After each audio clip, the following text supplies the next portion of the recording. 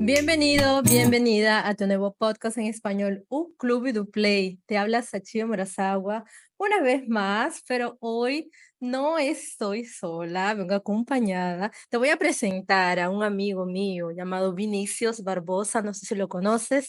Vinicius tiene una maestría en Historia por la Universidad Federal de San Pablo y es creador de contenidos en la página Latina Leitura, un espacio de difusión y reflexión sobre América Latina desde perspectivas históricas y literarias, con investigaciones relacionadas con arte y política y redes artísticas e intelectuales. Incluso él fue miembro del Laboratorio de Investigación de Historia de las Américas en la UNIFES entre el 2014 y 2022.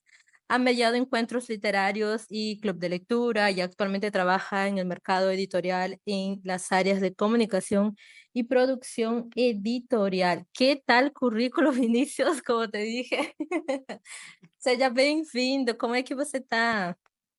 Oi, Sati, tô bem. Oi para todo mundo que tá escutando a gente. A gente estava falando aqui nos bastidores, né, que mi espanhol no es tan bueno y como voy a hablar de, de cositas históricas, no me siento muy cómodo para hablar español. Entonces voy a pedir perdón para las personas que están acostumbradas a escuchar su podcast en español, mas eu vou falar em português daqui em diante, até para facilitar a nossa conversa e os assuntos mais complexos que eu imagino que a gente vai acabar abordando aqui. Isso, porque são assuntos um pouco mais complexos que a gente precisa mais da nossa língua nativa para conseguir se expressar à vontade, né? Eu costumo falar para os alunos que às vezes quando a gente está começando a aprender uma nova língua, a gente às vezes fala, eu sou muito mais divertido na minha língua nativa porque eu consigo me expressar melhor, né? Então tem isso sempre quando a gente está aprendendo uma nova língua. Me conta. Eu quero saber antes um pouco sobre você, né? Deixa eu contar como foi que inclusive o Vinícius, ele já participou do clube de conversação. A gente tem convidados no nosso clube e ele falou um pouco sobre a América Latina. Já foi há 2 anos atrás, se eu não me engano, né? Uhum. E eu encontrei o Vinícius no Insta mesmo, né? Só que eu fiquei surpresa porque é difícil a gente encontrar um historiador que fale sobre a América Latina. E aí você falou tanto sobre algumas coisas que eu fiquei, gente, mas eu estudei tudo isso na escola, como é possível que brasileiro, né, saiba tanto sobre? Aí eu fiquei bem surpresa, aí comecei a te seguir, comecei a acompanhar e aprendi muita coisa com você, né? Gente, sigam ele, @Latina Leitura. E realmente eu acho que hoje em dia está até mais popularizado, né, as redes sociais, Instagram, seja o YouTube, outras plataformas. Acho que está mais naturalizado essa galera que vem da academia, historiadores, inclusive, se apropriando desse espaço para trazer suas pesquisas, para trazer outros olhares sobre assuntos que às vezes ficam muito restritos a uma área específica, como literatura, por exemplo, ou América Latina mesmo, né? Vem de uma trajetória acadêmica, estudei História, fiz bacharelado, licenciatura em História, desde o início da graduação entrei em pesquisa em História, e sempre no meio de projetos e pessoas que estavam também pesquisando América Latina de modo geral, países latino-americanos especificamente. Minha orientadora, Mariana Vilaça, estudou cinema cubano, cinema uruguaio, então ela tem um pé na história e cinema, e no mestrado e nas pesquisas anteriores eu estava com um pé em história e fotografia, só que eram fotógrafos muito inseridos em redes de literatos, de escritores, então a Legal. literatura sempre estava ali correndo em paralelo. E aí, quando eu comecei a produzir conteúdo, desde a pandemia para cá, eu percebi que tinha um pouco dessa ausência também, né, de um outro olhar que não que é um olhar obviamente super importante e Isso. fundamental, né, do pessoal das letras falando sobre livro, literatura, mas eu acho que também enriquece e complexifica quando você vem de outras áreas, seja de história, seja das ciências sociais de modo geral, seja de jornalismo, enfim, você vem de outras áreas, com outros olhares, com outras bases teóricas, outras leituras, para pensar a literatura também, para pensar a América Latina.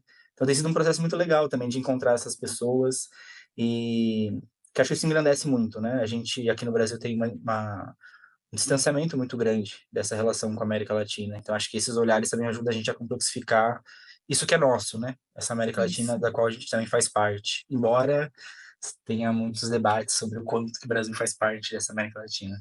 é verdade. Eu queria saber quando foi que você, decidiu que queria estudar História da América Latina? Queria saber também a influência do espanhol na sua vida.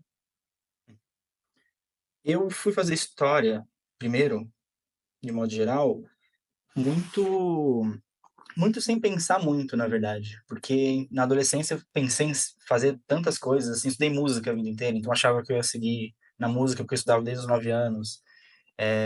Já pensei em fazer arquitetura, já pensei em fazer psicologia. Inclusive, psicologia foi uma coisa muito mais próxima de ter sido concretizada. Mas aí no último ano, assim, na preparação para o vestibular, eu descobri uma outra história que eu não conhecia até então, e fiquei muito animado com a ideia de fazer história e acabei indo fazer história. E aí, quando eu cheguei na universidade, eu estudei na Universidade Federal de São Paulo, na Unifesp, eu não tinha ideia de América Latina. Assim, não tinha, tinha pouquíssima noção do que significava América Latina, do que enfim, dava para estudar ali, quais eram os principais debates, quais eram os principais autores, principais livros, seja livros teóricos ou livros de ficção. Eu lembro que com 17 anos, antes de entrar ali logo na universidade, o que eu tinha de referência era um livro do Neruda, que eu comprei num sebo, tinha lido uns poemas. Era 100 Anos de Solidão, que eu tinha lido com 17 anos também. E logo que eu entrei, assim que eu passei na universidade, um amigo meu que era mais velho e era jornalista e tinha uma aproximação com a América Latina muito forte, que inclusive depois ele acabou indo morar no Uruguai, está morando no Uruguai até hoje. E ele me falou assim: você passou em história, vai fazer história? Tem um autor uruguaio, um jornalista também, que acho que você vai gostar, chama Eduardo Galeano. E eu lembro que eu li Eduardo Galeano assim no mês anterior de começar de fato a faculdade. E aí, quando eu cheguei, eu tinha essas referências: Neruda, Eduardo Galeano, Cenas de Solidão. E aí, logo no primeiro ano, tive aulas de História da América. E, em paralelo, tinha aulas de História do Brasil. Então, essa correlação, e aprendendo mais sobre a história do Brasil e aprendendo sobre a história da América Latina, eu fui percebendo essas correlações. E eu fui ficando muito intrigado com essa correlação, né, de perceber processos históricos em países vizinhos que tinham é, relações diretas com processos históricos do Brasil. E aí isso foi me deixando muito curioso, muito curioso. Encontrei minha orientadora, gostei muito da ideia de estudar arte pela perspectiva histórica. Então, minha aproximação com a história da América Latina foi logo no primeiro ano da faculdade, com essas aulas de história da América Latina e, sobretudo, com a arte latino-americana, com o cinema, com a literatura, com a fotografia. E aí foi um grande processo que continua até hoje, que vai continuar para sempre, de aproximação com a América Latina. Que a gente vai aprendendo todos os dias, né? Sempre a gente aprende alguma coisa nova, né? Sim. A relação que meus alunos às vezes contam para mim que teve a relação que eles têm com os livros, né? Foram porque ou da história da América Latina foi porque eles foram procurar alguma coisa sobre e só acharam em espanhol. E foi ali Uhum, que começou aquele gosto por saber ou entender o livro e também pelo espanhol, né? Aconteceu uhum. com você assim? Comigo foi pela pesquisa, na verdade. Logo que eu entrei na faculdade de História, eu comecei a pesquisar. E, e eu não sei como são nos outros cursos, mas imagino que seja muito parecido, que existe uma série de autores teóricos que não tem tradução para o português. Então você entra na graduação e ninguém te avisa que você vai ter que ler em inglês, espanhol e em francês, e a depender da linha de pesquisa em alemão e por aí vai. E como eu estava fazendo História da América Latina, muitos desses autores e autoras escreviam em espanhol, ou pelo menos tinham traduções em espanhol. Então eu lembro que o espanhol ele foi uma. Tem um lado bom nisso para mim e um lado ruim, que é o outro lado da moeda, que é eu demorei muito para estudar de fato espanhol. Então eu fui aprendendo espanhol na marra mesmo, de tem um artigo lá, só tem em espanhol, vai ser em espanhol. E aí você vai fazendo isso diariamente, durante muito tempo, e chega uma hora que você está lendo o texto e você nem lembra como você descobriu que desarrollo é desenvolvimento, que eu lembro que era uma palavra que aparecia Isso. muito nos textos de história. Ou que rasgos são os traços, que também é uma palavra que aparece muito em textos de história. E aí, Uhum. quando você vê, você já tem um domínio desse vocabulário acadêmico, historiográfico, E aí, quando eu fui estudar mesmo, foi na pandemia, que aí eu fiz aulas de espanhol particulares, e aí comecei a dar uma estrutura e uma organização para um monte de coisa que eu já sabia. E aí, até hoje, é um lado bom, porque às vezes eu falo umas coisas que eu não sei explicar. É muito doido isso de aprender língua, né? Porque o corpo sente se faz sentido o que você está dizendo ou não. Então, tem muitas coisas que eu falo, assim, eu sinto que é isso, que é assim que se comunica, isso que eu quero Em comunicar espanhol? em espanhol, mas eu não tenho ideia, eu preciso parar bastante para pensar e explicar gramaticalmente por que que é essa estrutura e não outra, sabe? Então é um lado bom porque flui com uma certa tranquilidade, mas ao mesmo tempo cai sempre naquele lugar de que depois que você fala, você fica pensando, essa estrutura do português é do espanhol, essa palavra é do português é do espanhol. Nossa, sabe que o que aconteceu, né? Bom, é que é muito parecido, né? E às vezes eu falo para os alunos que às vezes quando tem palavras que são bem parecidas e você pode falar com sotaque em espanhol e às vezes sai essa palavra em espanhol, mas isso vai ajudar você a diferenciar se realmente essa palavra é igual com o sotaque em espanhol ou é diferente. Às vezes a gente, não, então deve ser igual e na hora que fala não é a mesma coisa. É. Sim, E é um processo mesmo de sentir com o corpo mesmo esse aprendizado, né? Porque você tem a explicação teórica gramatical sobre a língua e tudo mais, mas no dia a dia, na fala, assim, é o corpo falando, né? É o corpo se comunicando. Então, o corpo sente também quando encaixa a comunicação, quando a frase ela sai do corpo de uma maneira orgânica, né? uma E eu, coisa que você eu sinto falou muito agora. isso. Hum, Desculpa. Não, eu sinto muito isso. A gente também estava conversando nos bastidores, né? Eu tive muitas oportunidades de entrevistar autoras que eu gosto, autoras latino-americanas que falam, escrevem espanhol e que eu gosto muito, né? E aí eu lembro das primeiras vezes, era sempre um frio na barriga de me comunicar sobre literatura com uma autora que é a pessoa que escreveu os livros que a gente vai conversar na língua da pessoa e eu... isso. Só que quando a conversa começa a acontecer, são, no fim das contas, duas pessoas falando sobre literatura, são duas pessoas falando sobre livros, né? São duas pessoas se comunicando e conversando, assim. Então, eu lembro que muito no início, assim, do aprendizado de línguas, eu ficava muito preocupado com acerto, sendo que eu acho com muita convicção de que o objetivo final é a comunicação mesmo, né? Então, o acerto, Exato. ele é uma consequência da comunicação, mas não impedindo a comunicação, o acerto é muito irrelevante nesse processo. O aluno se preocupa muito pelo sotaque, né? Uhum. Mas eu falo que o importante é isso, a comunicação. Se vai ter que falar em portunhol, não tem problema, porque o portunhol é a ponte para você falar espanhol, né? O importante é poder se comunicar, a pessoa conseguir te entender. Hum? Uhum. Uma coisa que você falou agora que eu lembrei é que você falou que você começou a aprender espanhol assim na marra, porque você via muito e no final foi associando algumas palavras que eram diferentes. É, uma coisa que a literatura ajuda muito, a leitura em si, né? É ter esse vocabulário um pouco mais avançado, e que são essas habilidades que a gente precisa trabalhar, né? Eu tenho uma aluna que ela falou para mim que ela tinha muita vergonha de conversar em espanhol, mas que ela lia todos os livros em espanhol. E na hora que a gente fazia, ela entrou nas turmas, né, para aprimorar mais esse espanhol. E na hora que a gente vai fazer exercício de escrita, ela colocou um vocabulário muito avançado. Eu falei, onde você tirou acurrucar-se, que é uma palavra avançada? Uhum. Nos livros. Ela falava assim para mim. Falei, olha a importância, né, da leitura. Uhum. Uhum.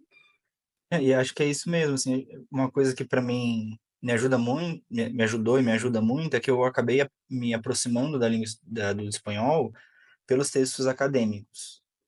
E aí, hoje em dia, quando eu preciso me comunicar em espanhol, geralmente são em espaços ou estritamente acadêmicos, como numa palestra, num simpósio, alguma coisa, ou nessas entrevistas, mediações de conversas em espanhol, tudo que também tem ali uns rasgos de acadêmico, né?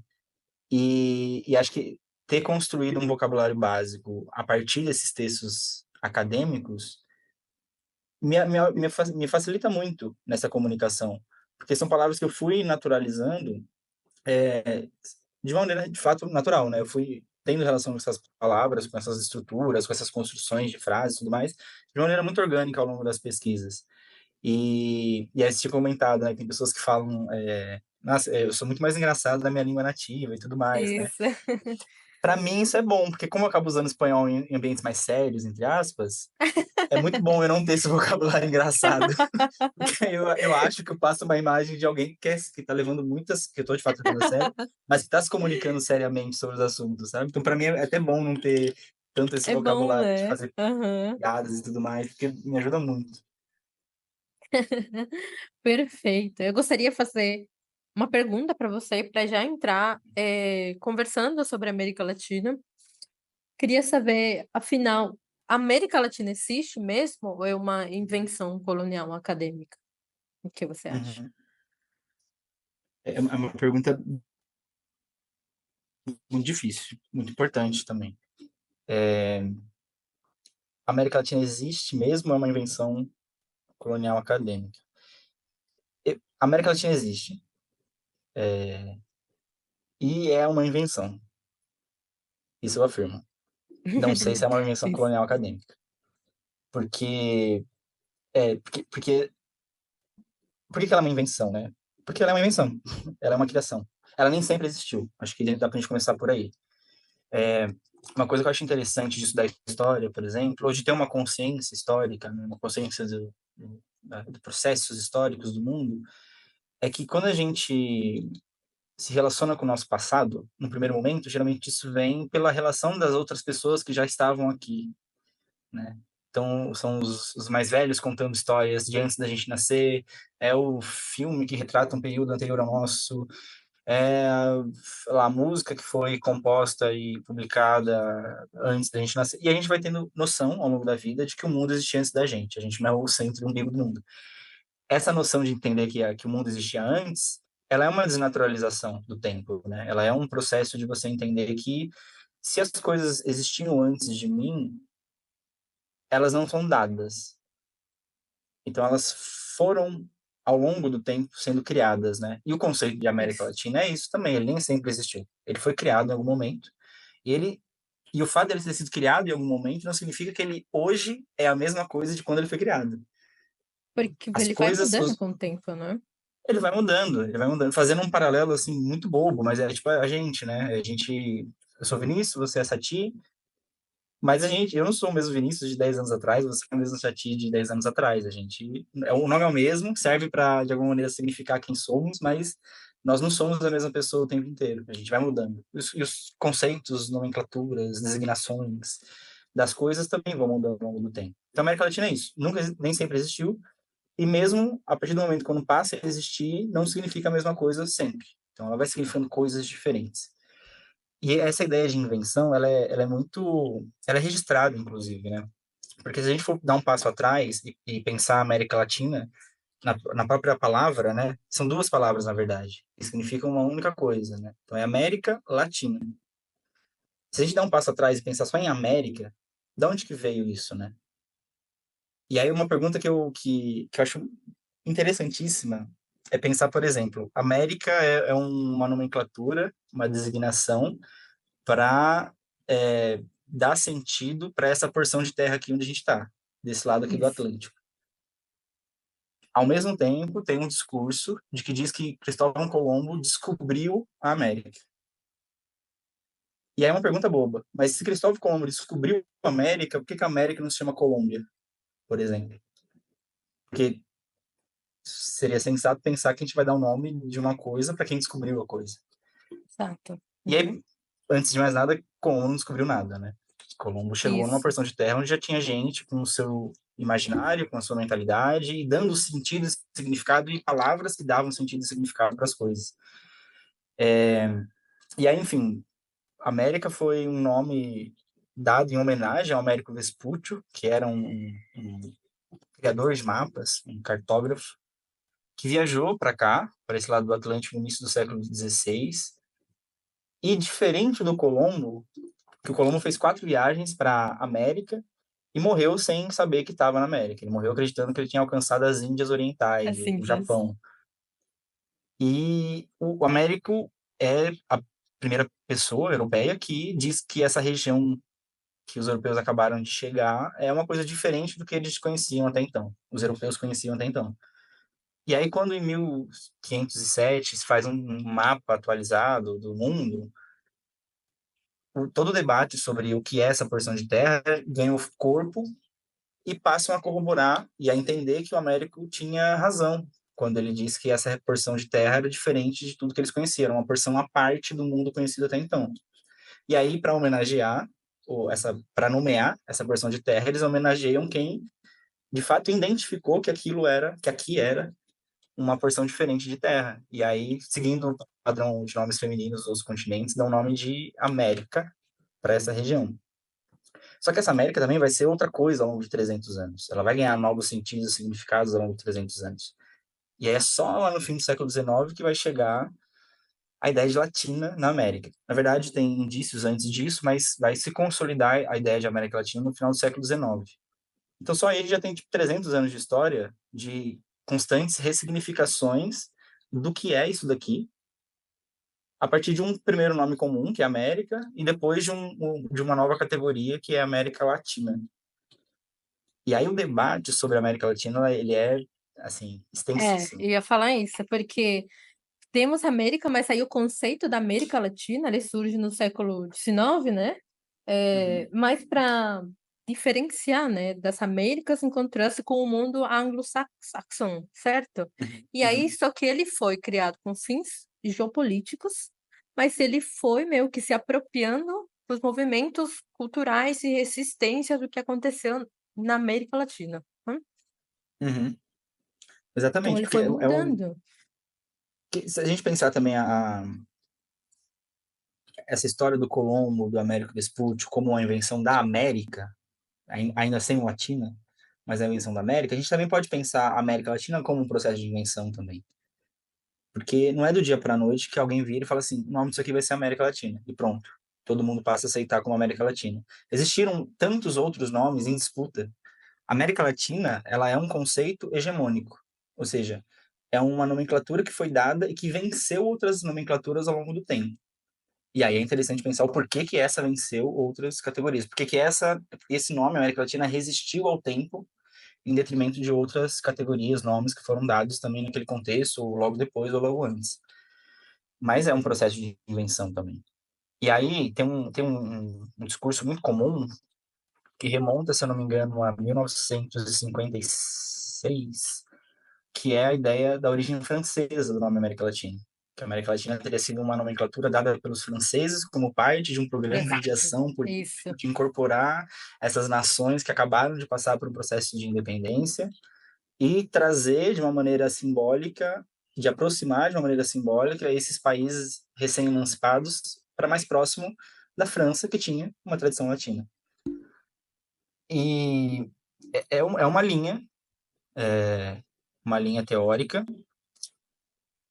do quanto que eu conheço desse debate, é uma linha teórica já bastante, pelo menos era para ser já bastante superada, mas que ela encontra ecos hoje em dia ainda, sobretudo em debates mais contemporâneos e que propõem outros nomes para essa região que está aqui. Mas, enfim, América Latina, seja pela corrente teórica francesa ou pela corrente teórica nativa, né, por assim dizer, surge no final do século XIX. Porque se a gente for pensar, tipo, e aí, para quem não tem tão facilmente assim o que é século XIX, né, a gente tá falando de 1800 e bolinha, né? Isso. E em 1800, no início dos 1800, tem as guerras de independência, que foram processos políticos e militares de emancipação, de separação desses países que hoje a gente chama de América Latina, das suas devidas metrópoles, né? Sobretudo Espanha e Portugal. Então foram guerras de independência. Houve guerras aqui e essas regiões se emanciparam e romperam esse elo colonial dessas metrópoles, sobretudo Portugal e Espanha. E aí quando se declara independência, entra em jogo a pergunta, né, de 1 milhão de dólares, que é, tá, agora a gente não é mais uma colônia, então a gente é o quê? O que que é isso aqui?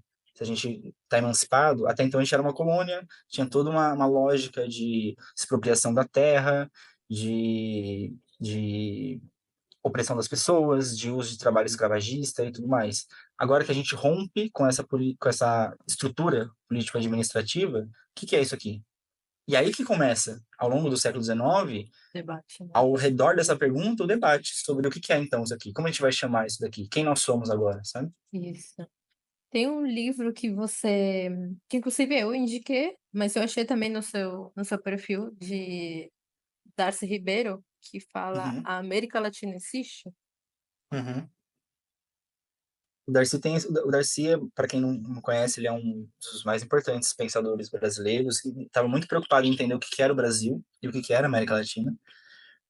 O Darcy, por exemplo, tem um projeto, teve um projeto que continua agora em memória a ele, muito importante, muito interessante, que é a Biblioteca Básica Latino-Americana. Para quem tiver mais familiaridade, talvez conheça a Biblioteca de Ayacucho, que foi idealizada por algumas pessoas, incluindo o Angel Rama.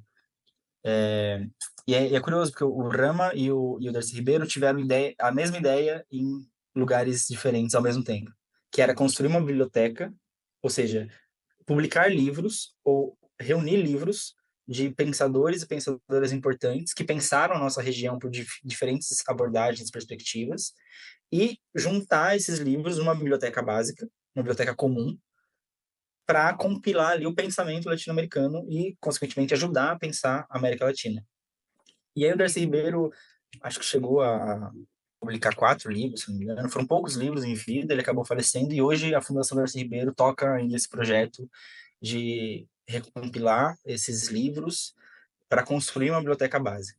Mas isso é um exemplo de muitos do Darcy Ribeiro de pensar a América Latina e de apresentar para nós caminhos para se pensar essa América Latina. E aí ele tem esse textinho que, se eu não, que ele está inclusive nessa biblioteca básica latino-americana, que é América Latina Ainda Existe. Acho que, se eu não me engano, é o primeiro livro que a Fundação publicou. Isso. E ele tem essa pergunta, né? O título é uma pergunta. E acho isso muito interessante, que é a Pergunta. América Latina ainda existe, né? E aí pensar isso é muito importante, porque se a gente considerar que a América Latina surgiu no final do século XIX, a gente está falando aí de mais de 100 anos de existência. Então é importante perguntar se ainda faz sentido. Porque, assim, o nome América Latina é usado em documentos oficiais, é usado em... A gente fala em literatura latino-americana, a gente fala em cinema latino-americano. Fala muito. Então é um nome que está consolidado. Ele é hegemônico. A questão não é se existe. A questão é se faz sentido continuar existindo. Porque ele existe, eu acho que é um fato dado, né? A gente vê sendo usado há mais de 100 anos esse nome em diferentes contextos sociais, culturais, políticos, artísticos. A questão é se ainda tem validade, se ele ainda faz sentido continuar existindo.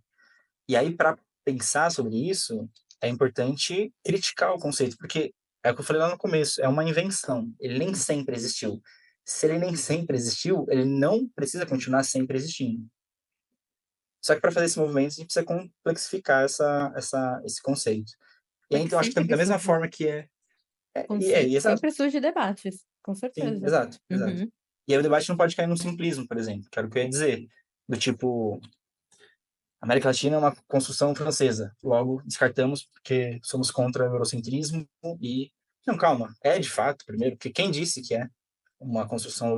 Não é só porque teve franceses pensando e articulando e colocando em prática o uso desse conceito que ele é francês. Porque se a gente for remontar, e aí tem um pensador muito interessante, chamado Arturo Ardal. Ele tem um livro sobre a gênese e a origem do termo América Latina.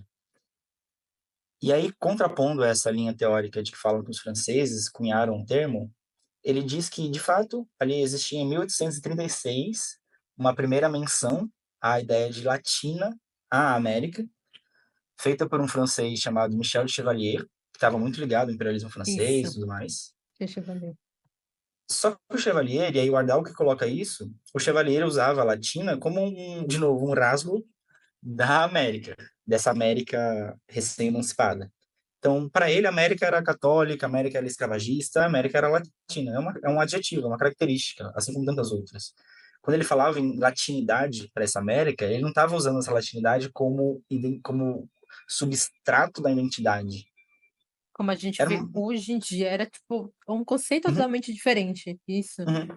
Era uma mesma palavra usada de jeito diferente. Era uma palavra que era muito mais usada como adjetivo do que como substantivo, por exemplo. Então, ele não falava em América Latina como uma entidade, como uma coisa una, que ainda que tenha suas diferenças, tal, mas que conformam uma mesma coisa. Era uma característica, assim, era católico, era escravagista, era agroexportadora, era rural, era latina. Era uma característica que tinha, sim, a sua intencionalidade de aproximar esses países recém-emancipados da França, mas era um outro uso do nome, da nomenclatura. E aí o que o Ardal fala é que, se em 1836 o Michel de Chevalier usava o latino como adjetivo, 20 anos depois, pessoas nascidas, vividas, criadas na nossa própria região, usavam o termo como substantivo. Como uma E aí o Ardal usa identidade mesmo, como né? identidade mesmo, como o que dá a essência para essa identidade. E ele dá como exemplo o Joaquim Torres Garcia, desculpa, o Caicedo, Garcia é o da América Latina invertida lá do mapa. É José O Maria Torres Caicedo, né? José Maria Torres Caicedo, perdão. Ele tem um poema de 56, 1956, chamado Las Dos Américas. E aí ele faz um contraponto ali entre a América de cima e a América Latina, América anglo-saxã e América Latina. Isso. E ele vai fazendo Uhum. esse jogo de eles e nós, eles e nós, eles e nós, América do Norte e América Latina, América do Norte e América Latina. E aí, quando ele faz esse movimento, é para dar um primeiro registro de América Latina enquanto substantivo. Eles, lá, os Estados Unidos, são América anglo-saxã, nós somos América Latina. Isso. E aí, essa ideia, tem outros debates que vão pensar outras pessoas no mesmo ano de 1856 como inauguradoras desse substantivação da América Latina, mas o fato é que na segunda metade do século XIX, a América Latina vai se conformando, vai se consolidando como uma identidade de fato. E aí, você dizer que foram os franceses que criaram o termo, é você negar todo um processo crítico das pessoas que já estavam aqui pensando política, agindo politicamente, pensando socialmente, escrevendo. Então, aceitar de maneira simplista, negar também é um grande erro, mas aceitar de maneira simplista que é uma origem francesa é você também achar que as pessoas que estavam aqui não tinham um senso crítico, elas só aceitaram Com isso. Ninguém certeza. estava pensando Uhum. criticamente sobre o conceito, sobre que nós somos. Quem mais estava interessado em saber quem nós éramos, éramos nós aqui. E aí foi Uhum. todo um processo ao longo do século XIX, da segunda metade do século XIX, e aí quando a gente chega já no final do século XIX, início do XX, já pode considerar que a América Latina estava consolidada como uma identidade mesmo, sabe? Isso. Eu estava lendo nesses dias porque eu fiz um post para fazer esse debate sobre, né? E aí eu li também sobre Michel Chevalier, sobre Francisco Bilbao, Napoleão Uhum. III também, bom, em que momento que foi mencionado América Latina e como esse conceito foi mudando com o tempo, né? Então, um E o que eu debate. acho curioso é que eu não vejo o mesmo esforço que é importante de se ter discutindo a própria ideia de América, por exemplo. Que nem eu falei, a gente está pensando numa composição de duas palavras. E Isso. aí existe toda uma discussão sobre o caráter eurocêntrico e colonial de latino, mas não tem de América. Que coisa mais eurocêntrica do que você dar o nome de um europeu que veio para cá uma vez ou outra e e recebeu e a nossa região recebeu o nome dessa pessoa que foi quem registrou uma região onde já tinha séculos de história. Mas tem um nome indígena, né? Sim, tem vários nomes indígenas. Tem vários nomes. O que mais se populariza nos meios intelectuais da classe média brasileira é a Bia Yala, que não tem nada a Baiana. ver com a classe média intelectual brasileira, que vem do povo Cuna. Mas tem tantos outros, assim, cada nação originária daqui pensou essa região, ou a sua região conhecida com um nome específico, né? Então você tem, sei lá, Pindorama, pensando a região próxima ao atual Brasil aqui, você tem os astecas dando um nome, você tem os incas dando outro, e você tem o povo Isso. de Cuna dando o nome de Abiyala, né? Então são nomes que também aparecem para questionar essa hegemonia de América Latina, mas que também são parte de outros tantos nomes, né, que surgiram e que não foram tendo o mesmo destaque que a América Latina, por exemplo. Só que hoje eles aparecem com uma outra intenção importantíssima, que é o apagamento dos povos originários da história da Exatamente. América Latina, né? Que é um debate fundamental, porque é impossível pensar a América Latina com qualquer nome que se queira dar, sem pensar a participação dos povos originários na Os povos formação do que a gente é originários. hoje, né? Uhum, exatamente. E o que nos une e o que nos separa como latino-americanos? Boa pergunta também, né? A gente tem Eu, é eu bem acho que curioso porque não, eu pensei assim, o Vinícius está aqui, hum, historiador, fala da América Latina, a gente tem que tirar proveito da presença dele aqui para ele ensinar para a gente tudo que ele sabe. eu acho ótimo. Tinha uma propaganda do. Não sei se ainda tem hoje, mas eu lembro de criança ver muito isso no canal Futura, né? Que era. Tinha todo um videozinho e falava assim: não são as respostas que movem o mundo, são as perguntas. E eu acho que essas perguntas sobre a América Latina, elas dificilmente encerram o debate. Mas o que elas movimentam o debate é lindo de ver, assim. Então, Ah, acho que a gente tem sim, muito com mais certeza. perguntas que mobilizam o debate, que mobilizam a reflexão sobre a América Latina, do que respostas de fato. E aí também é isso, né?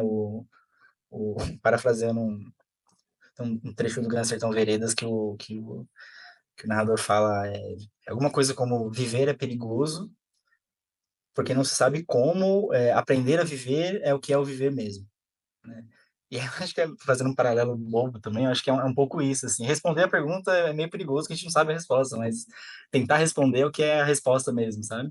Então, acho que essa Aí, busca por tentar responder é o que faz sentido mesmo nesse movimento todo, assim, porque a gente sai do lugar, né, quando a gente tenta responder. uhum, E eu acho que as semelhanças, desculpa, as diferenças acho que são muito mais evidentes quando a gente do que as tenta de coisas que nos bate-pronto unem. responder. Eu Hum, acho que são mais evidentes quando, pelo menos aqui no Brasil, quando a gente tenta falar sobre a América Latina. Porque sempre que a gente vai falar sobre o Brasil fazer parte da América Latina ou não, a gente sempre cai na diferença, né? Que é, não, mas é uma língua diferente, a gente fala português. Ah, mas é porque a América Hispânica tem ah, os países hispanohablantes são muitos e a gente é um só muito grande. Aí, por causa da língua, a gente não tem muita relação com os outros países, ou porque as fronteiras são muito grandes, a gente não tem relação com os países vizinhos, ou porque. Então, a gente sempre tenta. A gente tem muita facilidade de transitar na diferença do que encontrar a semelhança, sabe? E eu acho que a semelhança, elas estão sobre um guarda-chuva muito mais amplo que a do processo histórico mesmo. pensando no processo histórico, processo de independência, Porque a gente passou revolução, por processos muito parecidos por conta dessa dependência isso. com a Europa. Então, o processo colonial, como um todo, foi um processo muito parecido, que obviamente teve suas particularidades, e teve suas particularidades em regiões de um mesmo atual país, né? Então, pensar a história colonial brasileira no norte ou no sul é diferente do que pensar a história brasileira como uma coisa única, porque não foi, mas tem as suas semelhanças. E na América Hispânica a mesma coisa, né? Pensar o processo colonial do Haiti é diferente de pensar o processo colonial do Uruguai, que é diferente de pensar o processo colonial do México, mas tem suas semelhanças. Todos foram parte de um processo colonial que tinham características em comum, né? Eu acho que uma coisa que nos une também pode ser o sincretismo religioso, né? O cristianismo como a religião predominante. Hum, E o que derivou disso, né? Porque você tem uhum. é um processo de chegada do cristianismo e de desenvolvimento do cristianismo, do catolicismo na América Latina, vou chamar assim para ficar mais fácil a gente saber do que a gente está falando, mas ele foi muito violento, né? Ele apagou simbolicamente e, e materialmente pessoas e coisas que simbolizavam essas tradições Ai, que veio de África, que veio dos povos originários, né? acho que tem uma frase de Galeano que fala, nossa, que fala sobre ah, não, eu tenho que procurar essa frase. É uma coisa de a gente teve a Terra. Quando eles chegaram, a gente tinha a Terra e ele tinha a Uhum. Bíblia. E quando eles foram embora, eles tinham a Terra e a gente tinha a Bíblia. Uma coisa assim. É, Que faz a gente é uma ótima refletir analogia bastante. mesmo. Uhum. Só que, ao mesmo tempo, esse a gente ter a Bíblia depois de tudo isso, não era a mesma Bíblia também, porque o que teve disso que você falou, de, que chamou de sincretismo religioso, é uma outra religião aqui no Brasil, né? Você tem construções de santos para se adequarem a já uma tradição religiosa espiritual de África.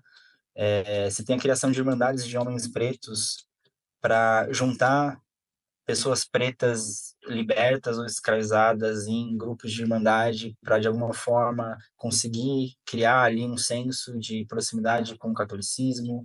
Você tem, enfim, de várias ressignificações do que era esse catolicismo colonial para se adequar à realidade local. Né? Então, também não foi um processo uno, não foi um processo heterogêneo, não foi um processo coeso. Não. E aí, toda essa nossa história colonial. E aí, tem uma coisa que que eu tenho muito receio, assim, de também não cair num discurso de que nossas semelhanças estão na nossa desgraça, de que o que a gente tem em comum está num processo de espoliação, de extração da terra, de sequestro das pessoas, de Ah, assassinatos das pessoas, sabe? sim, Somos uma América Latina porque sofremos a mesma violência. Acho que também é muito isso. ruim a gente querer construir uma identidade a partir da violência, né? Tem aquele sample do Emicida, que é a música do Belchior lá acho que é Amarelo o nome da música, né? Ele, enfim, usa para outro contexto, contexto do assassinato das pessoas pretas, LGBTs no Brasil e tal, mas que ele fala resumir a sobrevivência é tirar o que de bom eu construí, alguma coisa assim.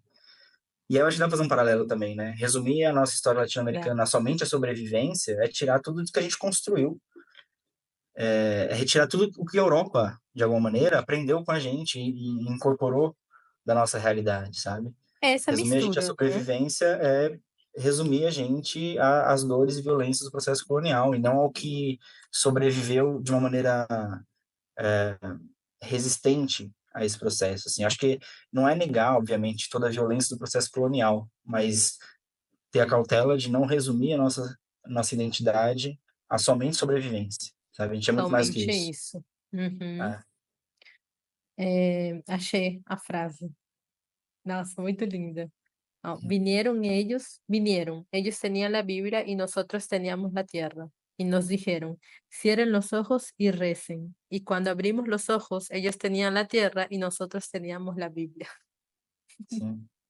O Galeno tinha uma capacidade muito boa de criar imagens que sintetizaram, assim, séculos de história, né? Ele é muito bom de construir, ele foi muito bom de construir essas imagens que resumiam processos históricos longuíssimos e violentos também, né? Dava esse caráter literário para processos muito crus, muito duros da nossa história, assim, realmente ele era muito bom em fazer isso. Nossa, muito bom. Mas eu, tentando responder a pergunta, né, de tudo aqui, que se a América Latina ainda faz sentido, acho que quando a gente olha para a América Latina surgida a partir da oposição aos Estados Unidos, né, porque esse processo de surgimento da América Latina, dessa hegemonia, do início da hegemonia do conceito, consolidação do conceito no final do século XIX, ele surgiu muito em oposição aos Estados Unidos. Os Estados Unidos já estava mostrando suas garras e invadindo alguns países daqui da atual região da América Latina. E aí a Sim. Uhum. consolidação desse nome era também uma tentativa de unificar esses países em oposição aos Estados Unidos. E a identidade, qualquer identidade, é formada nesse binômio identidade-alteridade, né? Nós somos o que não somos, né? Eu fico pensando, você é peruana, né, Sati? Isso. Eu fico imaginando que no Brasil você deve ter que reafirmar que é peruana muito mais que no Peru, por meio É, de perguntas do sotaque. Eu tô falando, você eu não é acho, daqui, mas você não. eu De acho, onde você é? o que eu acho engraçado é, tipo, me chamar de gringa quando eu não sou gringa, gente. Uhum, Pra mim, tipo, gringa eu sou estadunidense, não? E tipo, uhum, mas ela é gringa porque ela não é daqui. Não, gente, eu não sou gringa, uhum. né? Porque eu não falo A gente tá muito inglês, mais né? próximo, né, do que. Isso. Uhum. E essa Então, formação da identidade é muito nisso, assim. A gente é o que a gente não é, assim. Então, eu no Brasil não preciso ficar afirmando que eu sou brasileiro, porque eu tô em meio a outros brasileiros. Então, eu tenho características que, de pronto, indicam que eu sou brasileiro. Mas se eu saio do Brasil, aí eu já sou brasileiro. Então, a minha identidade brasileira fala mais alto. Aí eu preciso dizer que eu sou brasileiro, preciso reafirmar que eu sou brasileiro, porque eu tô diante do outro, né? Tô diante do que eu não sou. E a América Latina foi um conceito que surgiu disso, assim, da necessidade de dizer que eu não sou estadunidense, eu não sou esse outro país aí Exatamente. imperialista, sabe? Isso. É, falei sobre isso mesmo no último post, né? Mas como uma oposição para os Estados Unidos, né? Sim. E aí, para mim, enquanto os Estados Unidos continuar sendo esse modelo imperialista, a oposição continua existindo, né? A necessidade de dizer que não somos isso continua existindo. Então, para mim, é muito mais. Edmundo O'Gorman, um historiador mexicano, ele diz que o que a gente chama de América Latina tem características suficientes para ser considerado um continente próprio. Quando a gente tenta construir a ideia de um continente por características geográficas, fica difícil de enquadrar. Mas se a gente considera outras características como as culturais e históricas, nós, incluindo o Brasil, somos muito mais um continente único do que em comparação com os Estados Unidos e Canadá, por exemplo. Com certeza. Eu acho que a gente poderia aproveitar o gancho aqui que a gente está falando sobre isso, sobre falar da América Latina invertida, que é uma obra do artista uruguaio Joaquim Torres Garcia, que talvez as pessoas não veem a imagem, mas as pessoas não entendem de que se trata. Eu acho que você poderia explicar um pouquinho sobre. O, essa, esse dibujo do Torres Garcia, se eu não me engano, é da década de 30, 1930, se eu não me engano. Talvez 20, talvez 30. Início do século 20. E ela foi uma produção pensando uma discussão sobre arte. Ele estava inserido ali numa uma corrente artística chamada Escola del Sur, e estava, de fato, questionando um eurocentrismo na arte sul-americana. Só que aí essa imagem, ela extrapola os limites ali da discussão artística e se torna uma discussão política mais geral. Que, para quem não conhece, ele pega o mapa da América do Sul e vira de ponta cabeça. E, junto com esse desenho da América invertida, vem um texto também em que se consagra a frase agora clássica de meu norte é o meu sul. Então ele faz esse movimento de inverter o mapa, de girar o mapa, de colocar o mapa de ponta cabeça para dizer que agora eu me guio não mais pelo norte, eu me guio pelo meu sul, que é o meu norte. E Isso, aí isso extrapolou esse debate artístico e se tornou um debate político, né? De centralidade do que é nosso como bússola para o que nós queremos. E não usar mais a Europa como modelo para seguir esse futuro que a gente planeja. E é uma imagem que virou icônica, né, sobre a identidade latino-americana, porque é exatamente. justamente o movimento que a gente vem fazendo atualmente, né, de construir um novo paradigma que não se baseie no paradigma teórico crítico estadunidense e europeu como central para pensar o que somos. Não é mais pensar o que somos a partir do que eles pensaram de nós, é pensar o que somos a partir do que nós pensamos de nós. E aí essa imagem se junta a todo esse movimento mais amplo que tem vazão na arte, na política, na academia, para justamente colocar nós mesmos como centrais no debate sobre nós mesmos, né? Então é uma imagem que, assim como as palavras do Galeano sintetizam processos históricos muito amplos de uma maneira muito bonita, é uma imagem muito simples que também sintetiza muito bem essa descentralização de quem enuncia criticamente sobre nós, né? Inverter o jogo e colocar a gente como norte do nosso Verdade. sul. E se você ver a imagem, gente, você vê tipo o Brasil, que já é um país continental enorme, a gente vê assim com outros olhos, né? Quando a gente vê a imagem invertida. Então é uma imagem muito boa para a gente refletir, procurar mais saber sobre isso que se trata, para a gente encontrar nossas raízes latino-americanas, né? Para Exatamente. terminar, Uhum. queria fazer uma última pergunta, que é, a gente tem esse debate, a gente já vem falando sobre isso, mas eu queria saber a sua opinião. Por que, às vezes, o Brasil não se sente parte da América Latina? Também da série Perguntas que Movem o Mundo, né? Porque, eu acho que de bate-pronto a gente pode pensar na questão linguística, né? Acho que, se não me engano, Mujica, presidente do Uruguai, falou isso em alguma palestra dele, alguma fala dele, de que as coisas mudariam quando o Brasil aprendesse espanhol. Mas eu acho que não é tão simples assim, né? Eu acho que não é tão simples assim. porque, de novo, né, a gente pensar isso, eu tenho amigos de Campo Grande, por exemplo, que tem uma circulação de gente na fronteira muito grande, né? Então a relação que eles têm, imagino, é muito mais próxima com essa latinidade, entre aspas, do que quem mora em São Paulo e que no máximo que tem de contato com a América Latina é quando faz um mochilão uma vez na vida pela América do Sul. Isso. Pessoas têm contato cotidiano com a fronteira. Circulam gente, circulam pessoas, circulam pensamentos, circula música. Se a gente for pensar na Guarânia, no Galopeira tem versão português e espanhol que é clássica dos dois lados da fronteira, sabe? Então, enfim, tem pessoas que vivem realidades fronteiriças que têm uma constante relação com essa latinidade, entre aspas, que pessoas que vivem no Sudeste, por exemplo, talvez não tenham. Então, acho que a língua, ela não é única e exclusivamente um fator desse distanciamento do Brasil. Assim, eu tenho dificuldade de escapar de explicações históricas para as coisas, né? E eu caio de novo, vou cair de novo na explicação histórica para dizer porque o Brasil não é tão próximo a esse processo de identidade latino-americana.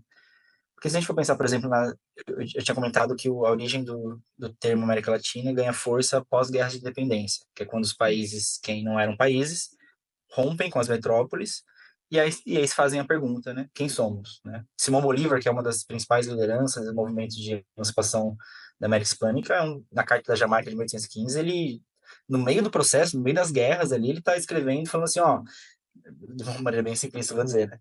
Mas ele está ali dizendo assim, ó, a gente está em guerra, mas vamos pensar que daqui a pouco vai acabar, né? Então, assim, o que a gente vai ser depois disso aqui? Eu sugiro que sejamos uma nação de repúblicas, que eu acho que a união faz a força. Então a gente precisa se unir depois disso aqui, porque vão voltar novas tentativas de recolonizar a nossa região, de nos subordinar novamente a outros países. Então a gente precisa se unir para ter força para resistir a isso.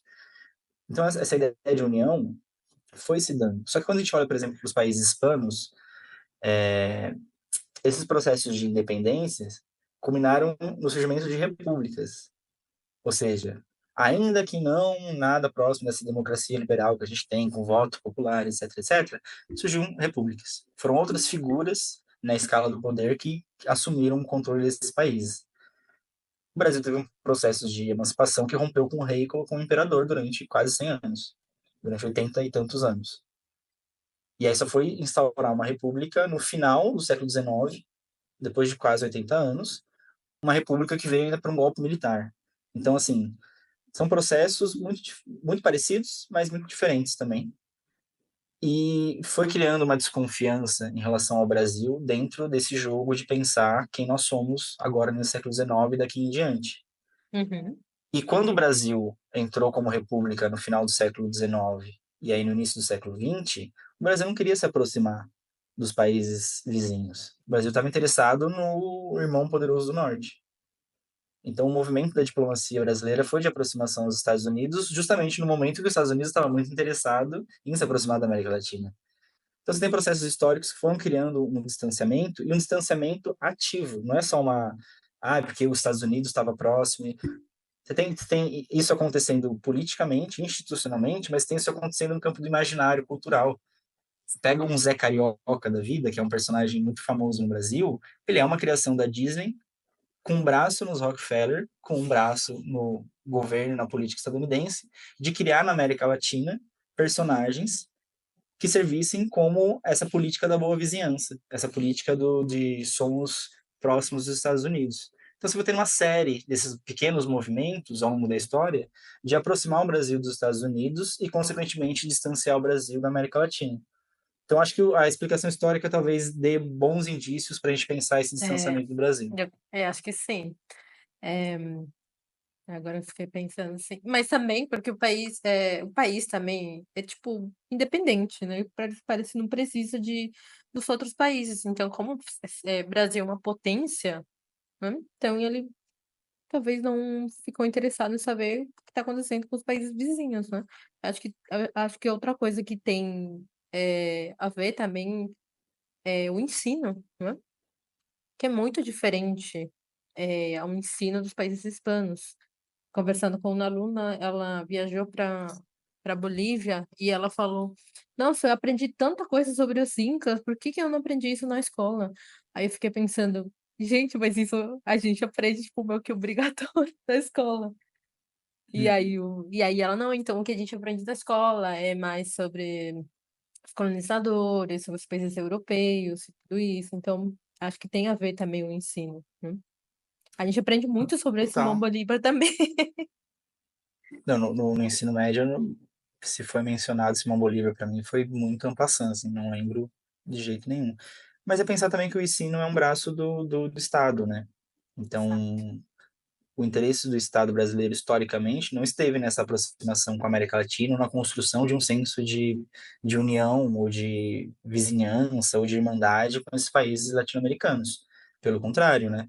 Tanto que se a gente for pensar nos anos 2000, quando surgiu um debate de ensino de história da África nas escolas, teve toda uma reação conservadora de entender essa aproximação de uma história africana como escanteamento de uma história greco-romana, que seria uma história clássica do qual a gente está muito mais vinculado, segundo esse discurso reacionário, do que a história africana. Então, essas reações também mostram que existem elites e pessoas a serviço da elite, no campo do pensamento, do debate público, que não estão interessadas nessa história dos de baixo, nessa história dos povos autóctones, dos povos originários, dos povos africanos, ou dessa aproximação dos países vizinhos latino-americanos. Então, existem interesses de quem está ali no centro da política estatal da manutenção desse distanciamento, né? Tanto que, enfim, a gente talvez não tenha tanto tempo assim para falar sobre, mas uma coisa que me instiga muito é pensar, por exemplo, se primeiro, se isso é verdade, ou seja, de que de fato tem um interesse atual dos brasileiros pela América Latina muito maior do que antes, e se sim, por que agora? E aí eu tenho como hipótese de que a gente viveu os anos 2000 nas políticas do governo Lula de aproximação desses países latino-americanos, né, sobretudo da América do Sul. E aí esse processo de aproximação traz a reboque curiosidade, possibilidades de maiores viagens, facilitação do intercâmbio, circulação de ideias e, de fato, um interesse maior pela nossa região. E, ao mesmo tempo, tem, de novo, um movimento reacionário de tratar essa América Latina como uma coisa, assim, um exemplo a não ser seguido, né? Olha a Venezuela, por exemplo, que desastre. E de uma maneira simplista, não estou dizendo que não tem que ser feito a crítica nem nada a qualquer país, mas não, para mim não parece ser por acaso que a direita contemporânea brasileira está muito preocupada com Venezuela e Cuba, por exemplo. É sempre a preocupação da direita contemporânea brasileira é o quanto a Venezuela e Cuba são ruins. E eles não pensam, eles não parecem se preocupar tanto com, com o nosso próprio país, por exemplo.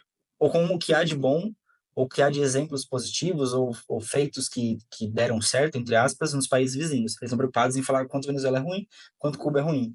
Então, acho que existe um interesse maior pela América Latina atualmente, que vem junto com uma forte descrença de grupos políticos que não querem essa aproximação e que são, curiosamente, os mesmos grupos que batem no peito e acham que nós somos uma ilha, um protetorado dos Estados Unidos, né? E que enaltecem os Estados Unidos o tempo inteiro. Então, assim, é tudo um processo histórico que encontra ecos no presente e que não é à toa. Da mesma maneira que a América Latina é uma invenção, é uma construção ao longo do tempo, esse nosso imaginário, pensando aqui especificamente do Brasil, né, a partir do Brasil, esse nosso imaginário para a América Latina também não é à toa, também não é por acaso. É parte de um processo político, histórico, social, cultural Com e que certeza. tem as suas intencionalidades, sabe? Eu acho que, falar sobre a América Latina e por que que a gente está mais interessado em saber sobre a América Latina agora e a comparação de antes, eu acho que tem influência muito, na música. Eu penso muito na Anitta, que ela Uhum. foi quem começou, cantando espanhol, né, tanto que se juntou começou a entender melhor os países vizinhos, né, e não estou dizendo que todo mundo, né, porque tem Uhum. um grupo específico que gosta da Anitta, mas que por ela ter chegado a um posto bem alto, né, da música, acho que fez povo brasileiro enxergar ela de uma forma diferente e como ela transmite essa mensagem de, eh, se conectar mais com os países vizinhos, né. Então eu acho que a Uhum, Anitta pode ser também uma das pessoas, né. Eu falo muito sobre música, eu gosto muito de falar sobre isso, né, tanto cultura pop e tudo isso. Eh, bom, porque o Brasil consome muita coisa dos Estados Unidos, né. E se Estados uhum, Unidos tem algum artista que tá na moda, aqui pode ser que também, mas também a gente tem a barreira da língua, né. Então, por exemplo, temos uhum, um bom exemplo dos artistas latinos que só quem está no top nos Estados Unidos que conseguem chegar aqui, né. Nem todo uhum. mundo consegue ouvir, mas que consegue pelo menos chegar até aqui. Uhum. Com certeza. Esse movimento que a Anitta fez de popularização do reggaeton no Brasil assim, é incrível. Ainda mais vindo do funk, que tinha o seu preconceito no próprio, aqui mesmo, né? Então, Exatamente. ao mesmo tempo que ela participa desse movimento de trazer o reggaeton para o Brasil, ou de popularizar, melhor dizendo, o reggaeton no Brasil, ela também populariza o funk fora do Brasil. Então, é um movimento duplo que ela faz.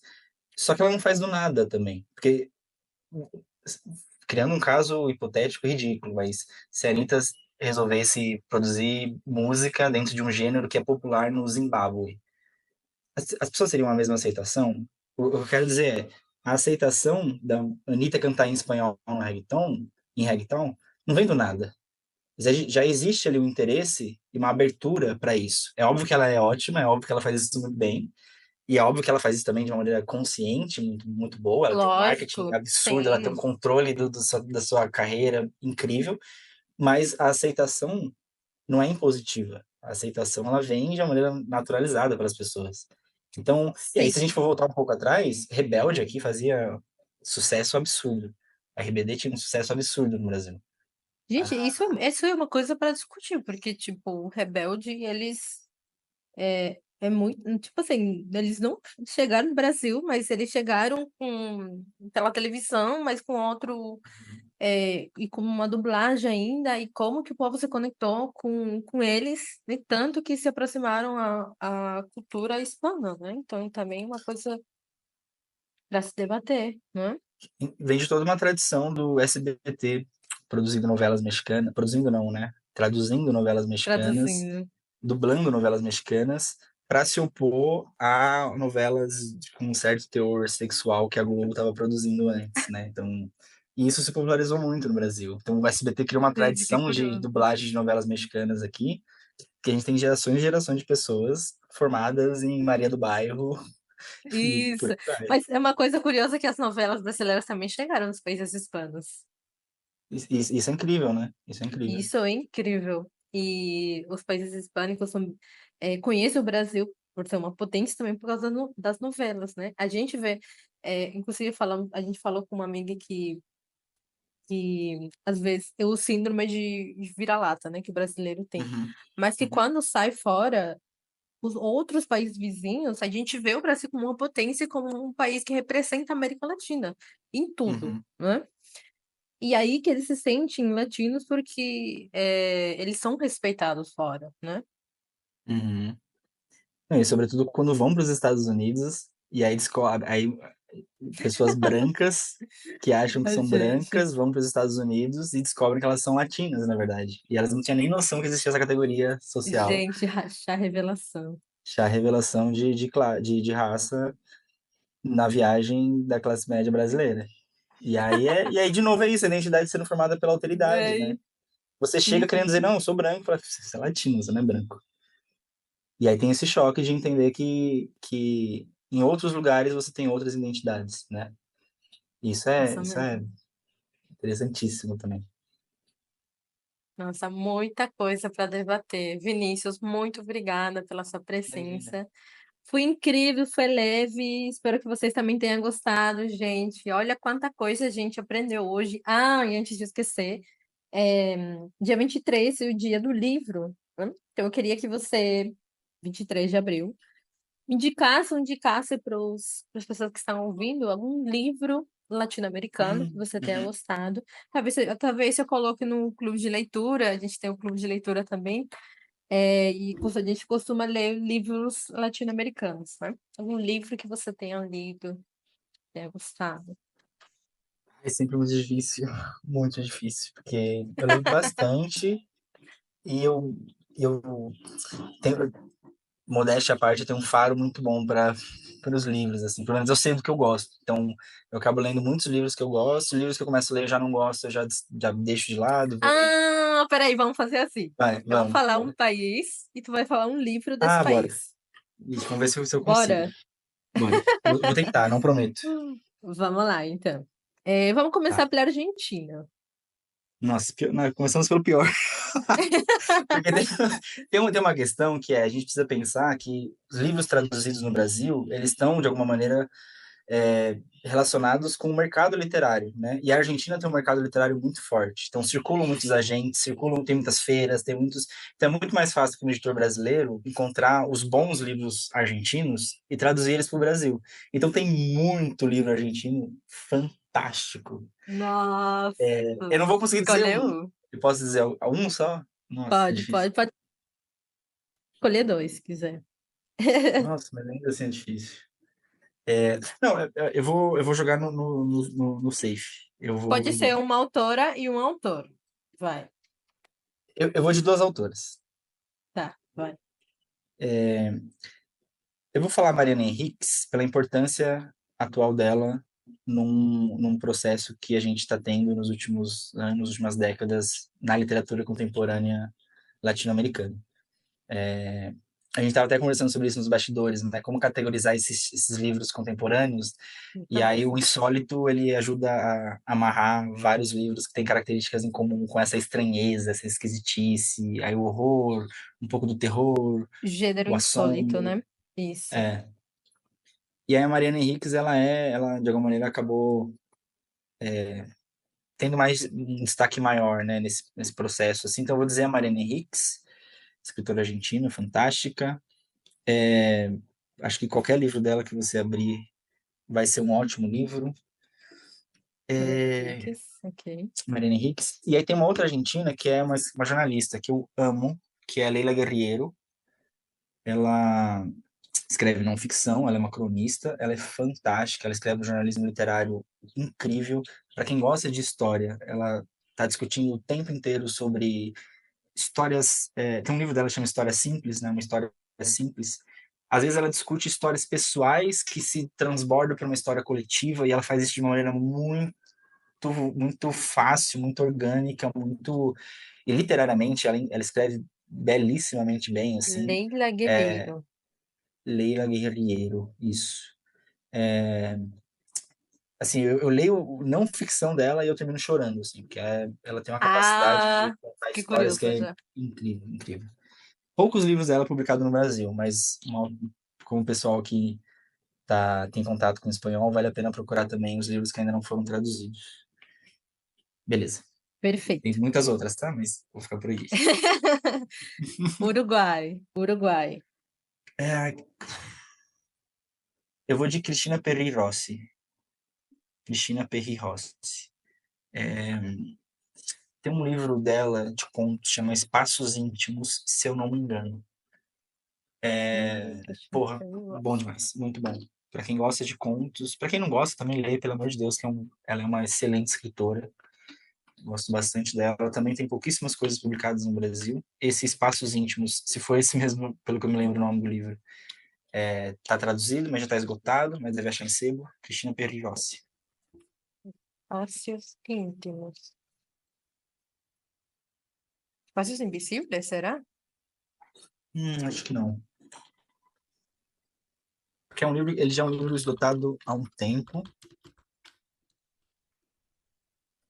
É, e, e eu Como, comprei ele num sebo, num. como se chama? La Insumisa? Não é submissa. Será que eu tô confundindo com um livro de uma outra uruguaia? Não, é isso mesmo, Espaços Íntimos. Saiu no Brasil pela editora Gradiva em 2017. não consigo ver aqui a tradução e não me lembro de cabeça, mas é um livro já Ah, antigo. Sim, já em antigo. espanhol ele tá como Desastres Íntimos. Ok, Tá, maravilha. boa. É, a gente vai para o Chile. Vou indicar o Zambra. Alejandro Zambra, autor chileno. Ah, conheço. Ai, gente, ele é Sim. O Chile também incrível. tem uma produção literária incrível, daria para indicar Uhum. várias autoras, vários autores, mas vou ficar com o Zambra, que eu gosto muito do Zambra. O Zambra ele não agrada a todo mundo, porque ele tem uma escrita muito.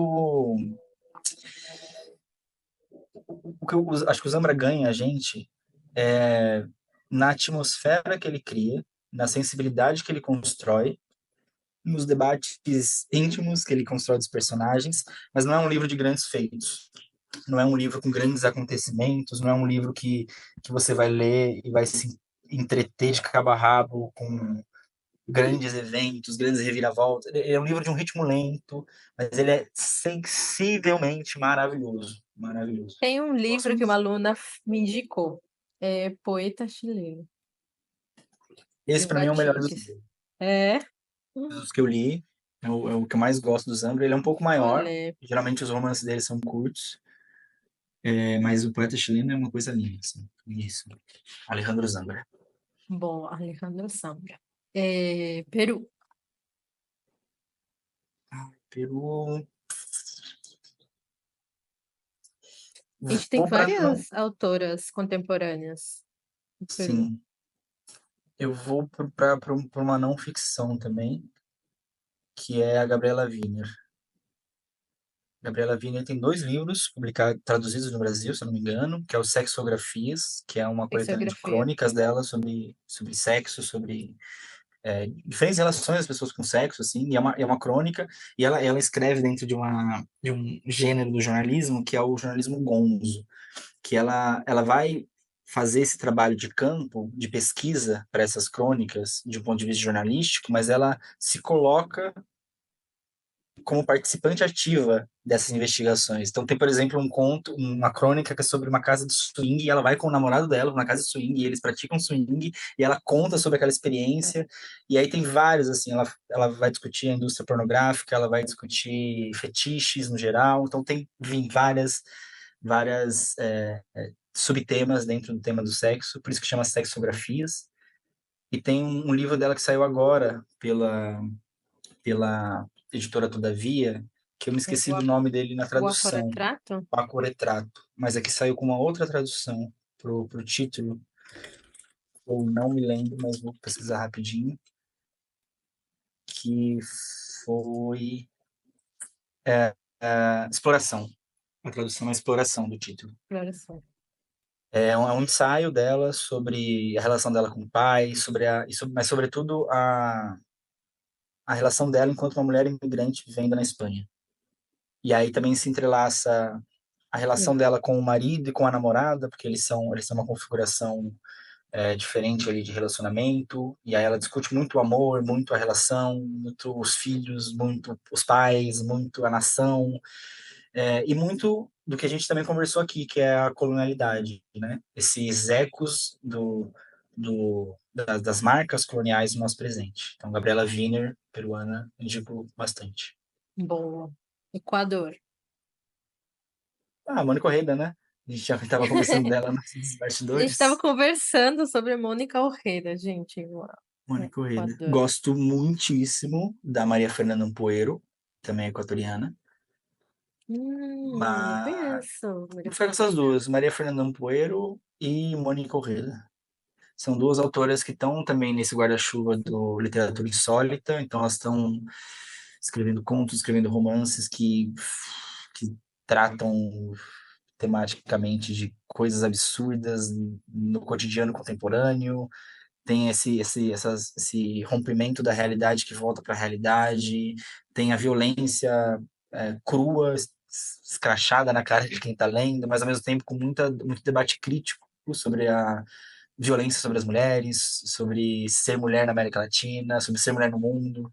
São duas autoras incríveis, Maria Fernanda Ampoero e Mônica Orrega. Maria Fernanda Poeiro e Mônica Orreda. Boa. De Mônica Orreda, eu estava contando para o Vinícius que eu li Voladoras. Acho que deve estar como Voadoras, Uhum, Voladoras. exato. Que são contos, tá, gente? Contos crus, bem crus. E só que o jeito, eu gostei bastante que ela se inspirou mais as coisas que passam na América Latina, né? Tipo, tem um Uhum, conto que se chama Sorote.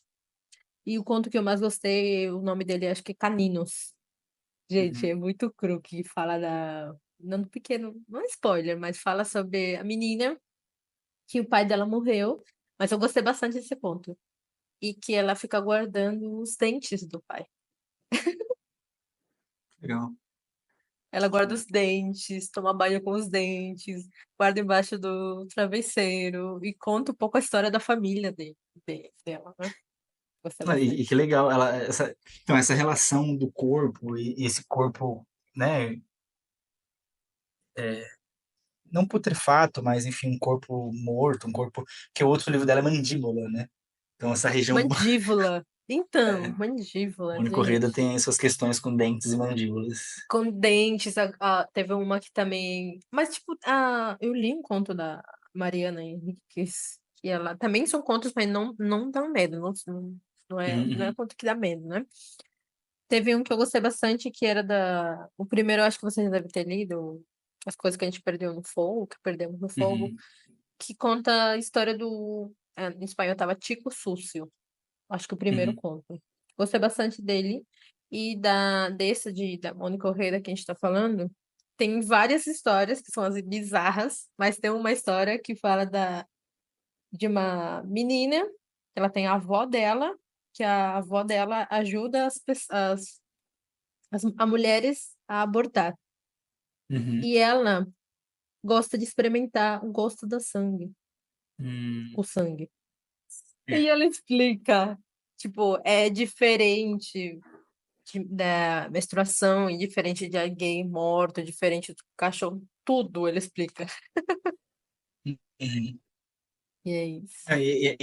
Essa literatura contemporânea, que está nesse guarda-chuva do insólito, tem muito disso também, né? De pegar esses temas que são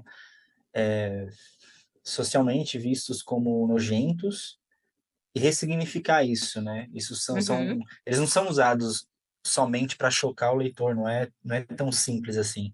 Eles são usados como símbolos de outras coisas, né? E geralmente essas coisas têm uma relação direta com a vivência e experiência de mulheres na América Latina. com E, certeza. isso é incrível, assim, incrível ter esse protagonismo dessas escritoras escrevendo também sobre a vivência de mulheres, né? Agora a gente vai para a Colômbia. Colômbia. Putz, eu vou falar de uma autora que não tem tradução ainda no Brasil, que é a Glória Susana Esquivel. Ela é uma autora jovem, colombiana, e tem um livro dela, eu no começo tinha falado sobre essas oportunidades de conversar com escritoras, eu tive a oportunidade de conversar com ela na Bienal de São Paulo do ano passado, sobre um livro, Sério? é, sobre um livro dela chamado Contradeceu, que seria em português algo como Contradesejo. Legal. Nossa, é um livro tão bom para não estar traduzido no Brasil, é um livro tão bom para não estar traduzido. É, Gente, é a história de uma mulher que termina ali um relacionamento com um cara, uma imigrante, né, nos Estados Unidos, uma imigrante latina nos Estados Unidos. Ela termina com um relacionamento com um cara que ela estava tendo lá, e ela se vê ali meio, né, meio com problemas financeiros, e ela é acolhida na casa de uma amiga, que não é bem uma amiga, porque elas foram amigas na faculdade na Colômbia há anos atrás, mas é um contato que ela tem lá nos Estados Unidos. Enfim, essa amiga acolhe ela na casa dela, que é um apartamento pequenininho nos Estados Unidos, e que vive com o namorado.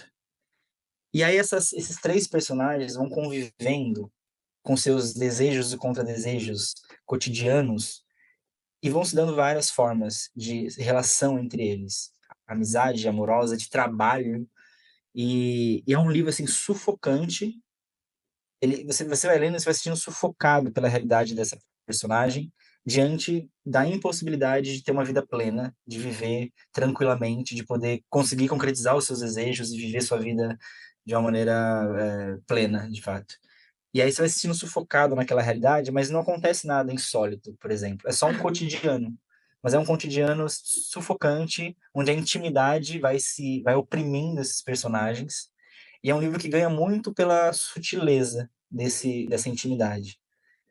E aí envolve, como eu falei, questões amorosas, de amizade, de trabalho, de imigração. Legal.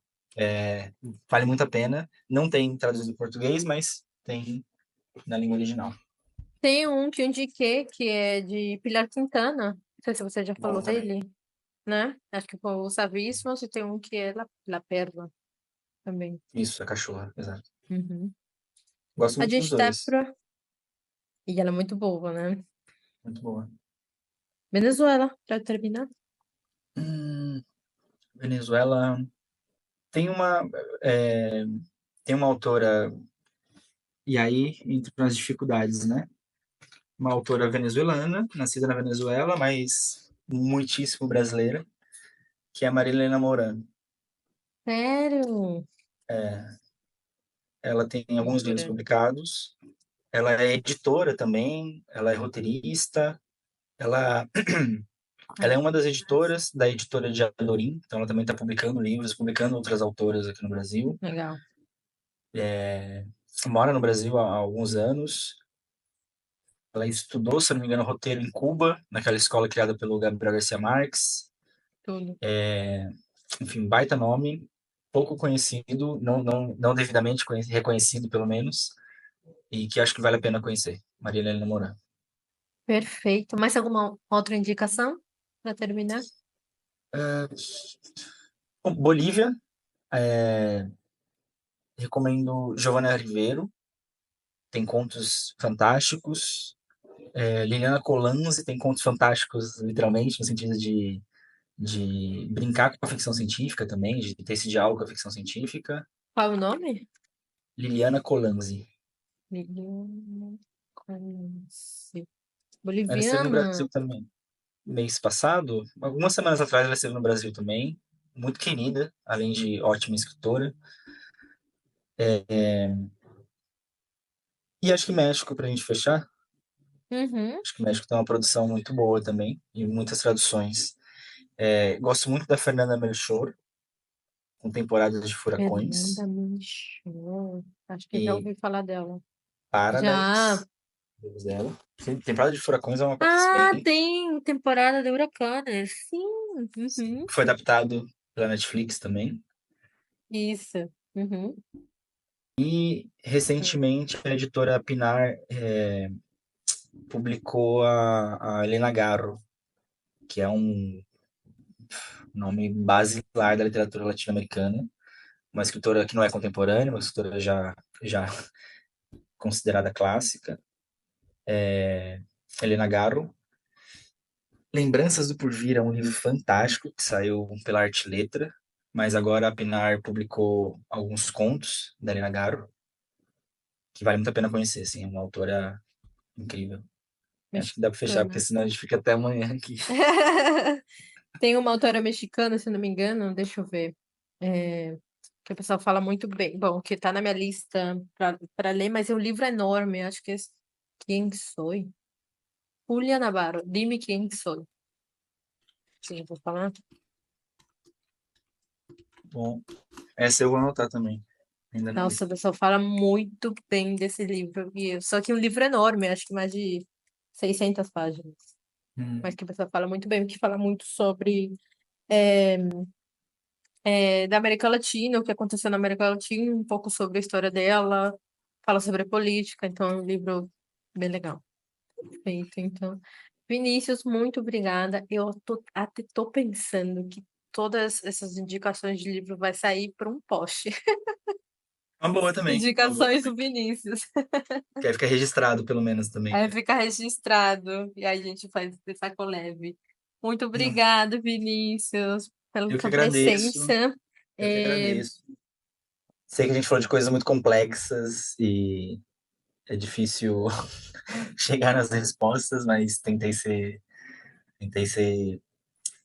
sintético também, assim, ao mesmo tempo sem ser simplista, porque eu acho que é um debate muito importante. isso. E espero que o pessoal que resistiu bravamente até aqui tenha gostado. E eu tô aí nas redes sociais, como Latina Leitura, então se alguém quiser também continuar a conversa por lá, eu vou adorar receber uma mensagem e poder conversar mais sobre América Latina, sobre história, sobre literatura. É só me chamar. Muito obrigada. Gente, o episódio está disponível aqui no Spotify, como também no YouTube. Espero que vocês tenham gostado e mando um beijo para vocês. Tchau, tchau.